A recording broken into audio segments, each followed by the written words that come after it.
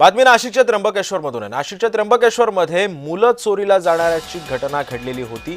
मुलं विक्री करण्यात येणार होती या मुलांची आणि याच पार्श्वभूमीवरती पोलिसांनी सुद्धा मोठा सापळा सुद्धा रचलेला होता। आई-वडिलांशी पोलिसांनी चौकशीसाठी त्यांना ताब्यात सुद्धा घेतलेलं होतं।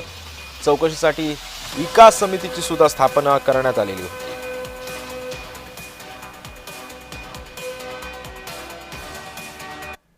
जेव्हा मी काल त्यांच्या घरी गेले तेव्हा त्यांना वजन काटा घेऊन गेले होते। तिथं वट्यावर बसले, म्हटलं तुमचं बाळ आणा, वजन करायचं आहे। तर ते म्हणे बाळ नाही, आम्ही देऊन टाकलं।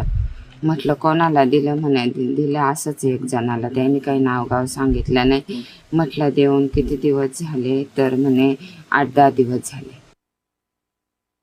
ते बाळ दत्तक म्हणून दिले, तर ते अर्पण म्हणून त्यांना दत्तक मी केलं। अंगावर पिया दूध नाही, आमची अपेक्षा नाही तेवढं दूध आणायची आणि पाजायची, ते करता पण येत नाही मला।